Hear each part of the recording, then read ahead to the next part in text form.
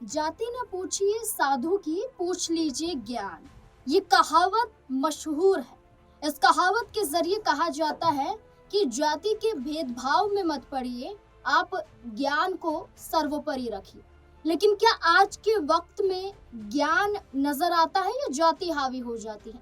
इसका सबसे बड़ा उदाहरण हम उत्तर प्रदेश में देख रहे हैं, जहां कई जातियां हैं और जातियों के नाम पर कई तरह का भेदभाव हम अक्सर खबरों के माध्यम से देखते हैं। कहाँ जातियों को ऊंचे नीचे भेदभाव के रूप में देखा जाता है। लेकिन हाल फिलहाल में एक बड़ा मामला सामने आया था। ये मामला था आजाद समाज पार्टी से जुड़ा हुआ, जहां करनी सेना द्वारा एक बड़ी धमकी दी गई थी, जिसमें ये कहा गया था कि करनी सेना सभी जातियों को बराबर समझती है। करनी सेना द्वारा कहा गया कि वो भेदभाव नहीं करती है और चंद्रशेखर आजाद दलितों के मसीहा अपने आप को तो कहते हैं, लेकिन दलितों के मसीहा है नहीं। वो राजपूत समाज का विरोध करते हैं, स्वर्ण समाज का अपमान करते हैं और दलितों का इस्तेमाल करते हैं। ऐसा आरोप करनी सेना के पूर्व प्रदेश महामंत्री द्वारा लगाया गया था, अभिनव सिंह द्वारा।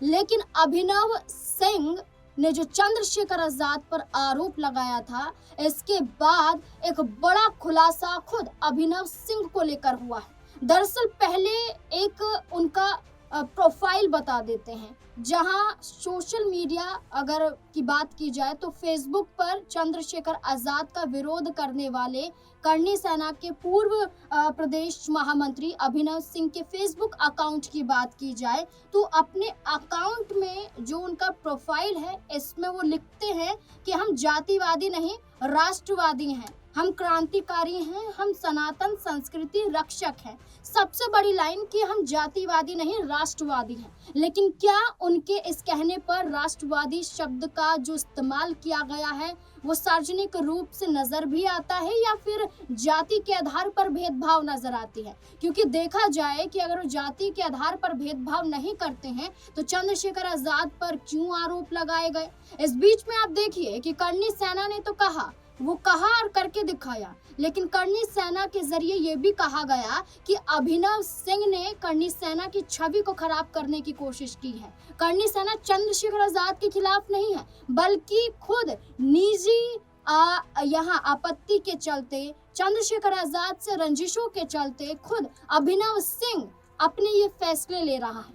करनी सेना संगठन से पूछता भी नहीं है और चंद्रशेखर आजाद के 15 मार्च को हुए बाराबंकी के कार्यक्रम को रोकने के लिए एक बड़ा ऐलान कर देता है कि लाखों की संख्या में करनी सेना के कार्यकर्ता पहुंचेंगे और चंद्रशेखर आजाद को वापस नहीं पहुंचने देंगे अपने पैरों पर। ये धमकी दी जाती है। इस धमकी के बाद जब चंद्रशेखर आजाद बाराबंकी पहुंचते हैं, भाषण देते हैं और ये तक कहते हैं कि झंडा भी बुलंद है और डंडा भी मजबूत है, तो तब चंद्रशेखर आजाद के इस बयान के बाद खुद करनी सेना के राष्ट्रीय महासचिव संतोष सिंह द्वारा अभिनव सिंह को संगठन से निष्कासित कर दिया जाता है। ये कहा जाता है कि ना ही कोई परमिशन चंद्रशेखर आजाद के खिलाफ कदम उठाने को लेकर अभिनव सिंह ने ली थी और ना ही हम उसके द्वारा दिए गए किसी भी बयान का समर्थन करते हैं। यानी कि अभिनव सिंह से किनारा करनी सेना ने कर लिया। अब चंद्रशेखर आजाद से लड़ाई साफ तौर पर नजर आई। अब देखिए,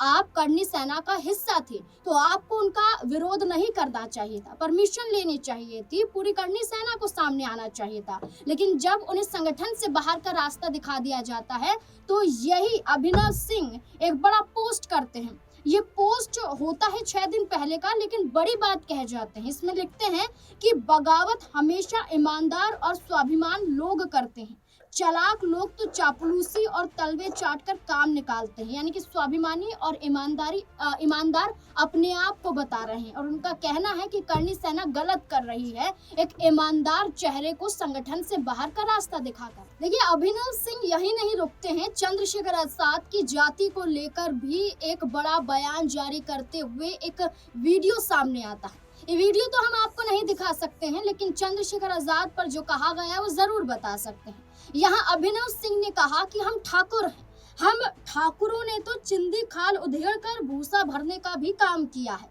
सीधे सीधे तौर पर यहाँ पर जाति सूचक शब्दों का इस्तेमाल किया गया और चंद्रशेखर आजाद को लेकर ये कहा गया कि वो डरपोक है, वो सिर्फ और सिर्फ यहाँ राजनीति करते हैं मुस्लिम समुदाय की, उनके हक की बात करते हैं, उनके हितों की रक्षा करते हैं, दलितों के नाम का इस्तेमाल करते हैं। उनका ये कहना था कि अगर चंद्रशेखर आजाद उनकी धमकी से नहीं डरे थे तो क्यों 35 गाड़ियों के साथ बाराबंकी पहुंचे थे। उनका ये कहना था कि कई यहाँ पर उनके निजी सुरक्षा गार्ड्स भी मौजूद थे, कई गाड़ियां मौजूद थी, कई फोर्स यहाँ पर मौजूद थी, जवान यहाँ पर मौजूद थे जो उनका घेराव किया हुआ था, सुरक्षा घेरा चंद्रशेखर आजाद के इर्द गिर्द बनाया हुआ था। उनका सीधे तौर पर कहना था कि वायु श्रेणी की सुरक्षा उनके पास है, फिर भी चंद्रशेखर आजाद इतने डरे हुए हैं कि अपने निजी कुछ सुरक्षा कर्मियों को भी साथ लेकर पहुंचे थे। लेकिन चंद्रशेखर आजाद के बयान के बाद अगर करनी सेना ने उन्हें बाहर का रास्ता दिखाया है तो कुछ सोच समझ कर ही उठाया है, क्योंकि चंद्रशेखर आजाद ने तो साफ कर दिया था कि वो सभी के साथ हैं और हर कोई उन्हें मसीहा मानता है। आलम यह हो चुका है कि जब चंद्रशेखर आजाद उत्तर प्रदेश की राजनीति में एक बड़ा चेहरा बने तब बसपा सुप्रीमो मायावती को ये तक कहा जाने लगा कि अब दलित उन पर विश्वास नहीं करता है, बल्कि दलित विश्वास करता है आजाद समाज पार्टी पर।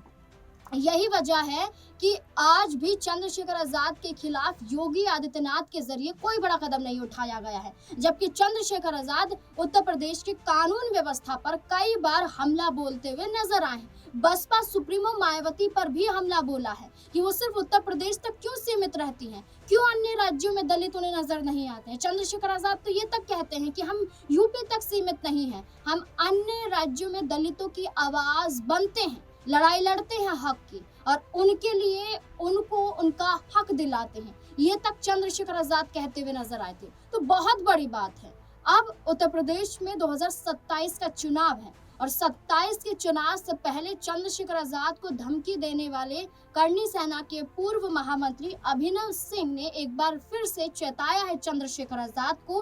क्या पलटवार फिर से चंद्रशेखर आजाद करते हुए नजर आएंगे, क्योंकि उन्होंने सीधे तौर पर यह कह दिया था कि हम किसी से डरने वाले नहीं हैं। तो इस पूरे मुद्दे को लेकर क्या लगता है कि क्या चंद्रशेखर आजाद फिर से पलटवार करेंगे या इतना भर काफी है कि बाराबंकी की जमीन से जो बयान दिया चंद्रशेखर आजाद का बाल भी बाका अब अभिनव सिंह नहीं कर पाएंगे? क्या लगता है इस पूरे मुद्दे को लेकर? अपनी राय कमेंट सेक्शन में जरूर दें। देखते रहे इस पे नई न्यूज। धन्यवाद।